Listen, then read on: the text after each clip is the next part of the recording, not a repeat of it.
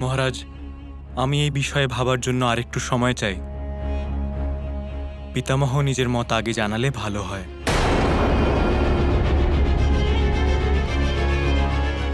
হে পার্থ, এতক্ষণে তুমি বুঝে গেছো যে আমি আজ তোমাকে সাহায্য করব না। ধর্ম স্থাপনায় কর্ম এক অত্যন্ত গুরুত্বপূর্ণ অংশ। কর্ম যা এক মানুষ নিজের বিবেক দ্বারা করে থাকে। এই কর্ম সঠিক সময় সার্থক হওয়া অত্যন্ত গুরুত্বপূর্ণ পার্থ। এখনো এই সভায় তুমি অনেক সুযোগ পাবে এই কর্মকে সার্থক করার। আশা করি তুমি সাবলীলভাবে এই কর্মকে সার্থক করবে। আমি হস্তিনাপুর রাজ্যের বিভাজনের সমর্থক নই। আমি হস্তিনাপুরের সিংহাসনের প্রতি নিজের কর্তব্য পালন করব বলে প্রতিজ্ঞা করেছি। যদি বিভাজন করলে রাজ্যে শান্তি ও ন্যায় ব্যবস্থা বজায় থাকে, তাহলে এতে আমার কোনো আপত্তি নেই। তাই আমার মতে যুধিষ্ঠিরের যুক্তি সঠিক। পাণ্ডবদের প্রতি ন্যায় বিচারের জন্য আমাদের হস্তিনাপুরের বিভাজন করাই উচিত। আমিও পিতামহের মতামতকে সমর্থন করছি। কেমন পরিস্থিতি উৎপন্ন হলো আজ! পরিবারের সমস্ত বয়োজ্যেষ্ঠরাই রাজ্য বিভাজনকে সমর্থন করছেন। এখন এই খেলার অঙ্কটাকে কেবলমাত্র অর্জুনই বদলাতে পারে।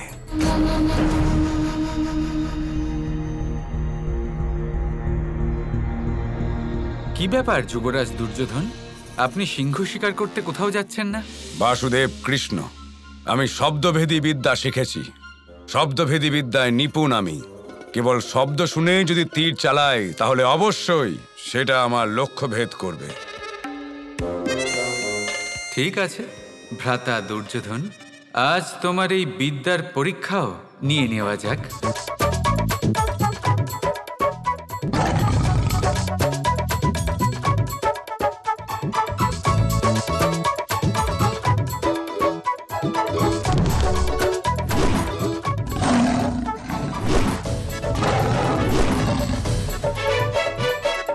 যাও গিয়ে সিংহটাকে নিয়ে এসো।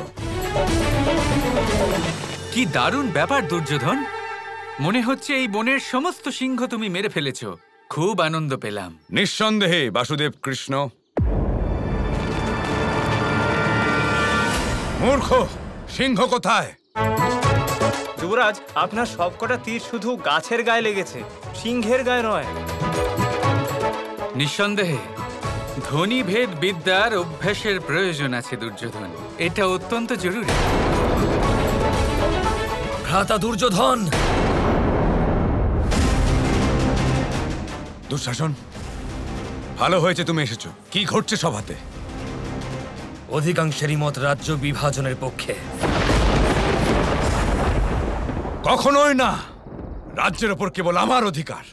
আমি হচ্ছে সেখানকার যুবরাজ। হস্তিনাপুরের বিভাজন কখনোই হতে দেব না। আমি এক্ষুনি সেখানে যাব আর সবার সিদ্ধান্ত বদলাতে বাধ্য করব। দাঁড়ান ভ্রাতাশ্রী, মামাশ্রী এখন আপনাকে যেতে বারণ করেছেন। ওনার মতে আপনার যাবার সময় আসেনি। যদি এখনই সেই সময় না হয় তো কখন হবে? বিভাজনের পরে? দুর্যোধন, তোমার মামা হলেন অত্যন্ত চতুর ব্যক্তি। যদি কিছু বলে থাকেন তাহলে তা শোনো। এই মুহূর্তে এখানেই থাকো। এই দেখো, আমিও এখানে নিরপেক্ষ দাঁড়িয়ে আছি। এমন সময় যদি তুমি যাও, তাহলে সবাই কি ভাববেন?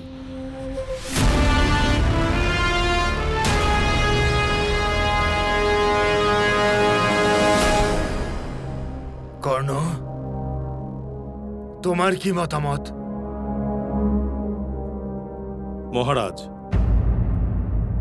বীরেরা তো দ্বন্দ্বই পছন্দ করে।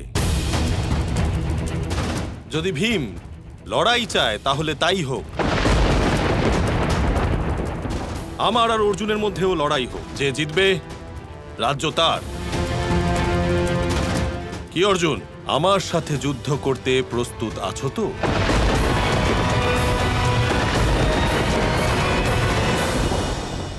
প্রশ্ন কেন করছিস পাপিষ্ঠ? অর্জুনের জন্মই হয়েছে পাপিষ্ঠ বিনাশের জন্য। এই মূর্খগুলো সব খেলা নষ্ট করবে। যুদ্ধ করুন ভ্রাতা। কর্ণের আহ্বানে সাড়া দিন ভ্রাতা। অর্জুন, যুদ্ধ করো। মহারাজ, আমার তো মত নিন। বলুন শকুনি। আমি বিভাজনের পক্ষে নই, কিন্তু একটা কথা স্পষ্ট বলে দিতে চাই। যুবরাজ দুর্যোধন কর্ণকে কেবল অঙ্গরাজ্য দিয়েছেন। হস্তিনাপুরের ওপর কর্ণের কোনো অধিকার নেই মহারাজ। এই জন্য দুর্যোধন বা মহারাজের অনুমতি ব্যতী রেখে কর্ণ কারোর সাথে দ্বন্দ্ব করে হস্তিনাপুরের সম্পর্কে সিদ্ধান্ত নিতে পারে না মহারাজ। না মামাশ্রী, মুখ থেকে কথা বেরিয়ে গেছে, আর ফেরানো যাবে না। হ্যাঁ করো অর্জুন, বলে দাও তুমি কর্ণের সঙ্গে দ্বন্দ্বযুদ্ধ করবে। অর্জুন, এই কর্ণকে হারিয়ে আমরা এই হস্তিনাপুরে রাজত্ব করব। ইচ্ছে তো করছে এই মুহূর্তে কর্ণকে শেষ করে দিই, কিন্তু মাধবের সাথে কথা না বলে আমি কোনো সিদ্ধান্ত নেব কি করে? এটাই হলো শেষ সুযোগ পার্থ, এটা যেতে দিও না। আজ পর্যন্ত তোমার জীবনের সমস্ত সিদ্ধান্ত তুমি একাই নিয়েছো। আমার সাথে তো তোমার সবেমাত্র দেখা। কৃষ্ণ প্রেমে তুমি এতটাই হারিয়ে গেছো যে নিজের বিবেককে হারিয়ে ফেলেছ। নিজেকে জাগ্রত করো পার্থ, তোমার বিবেককে জাগ্রত করো। এই অন্তিম সুযোগটাকে কাজে লাগাও পার্থ।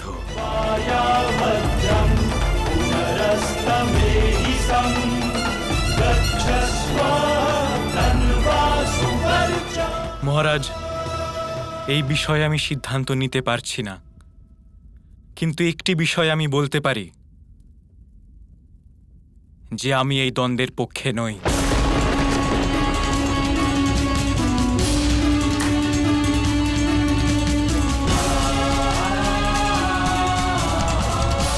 কারণ আমি জানি না এই লড়াইয়ের ফলে আমার পরিবারে কি প্রভাব পড়বে।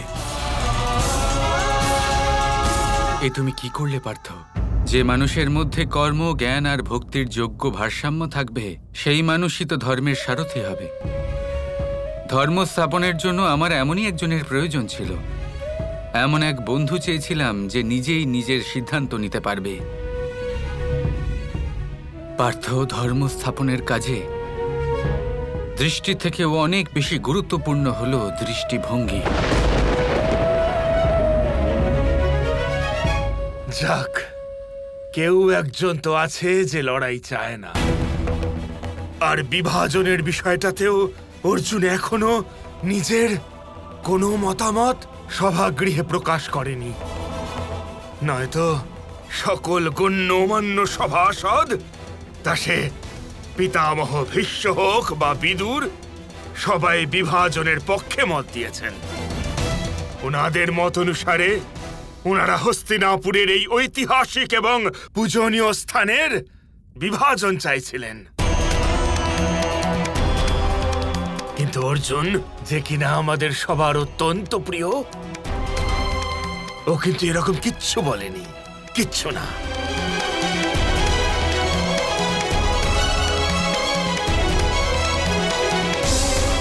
তাহলে মোটামুটি সবাই মতামত দিয়ে দিয়েছেন। আমাকে ভাববার জন্য আর কিছুটা সময় দিন। কিছুক্ষণ পরেই আমি আপনাদের সবাইকে আমার সিদ্ধান্ত জানাবো।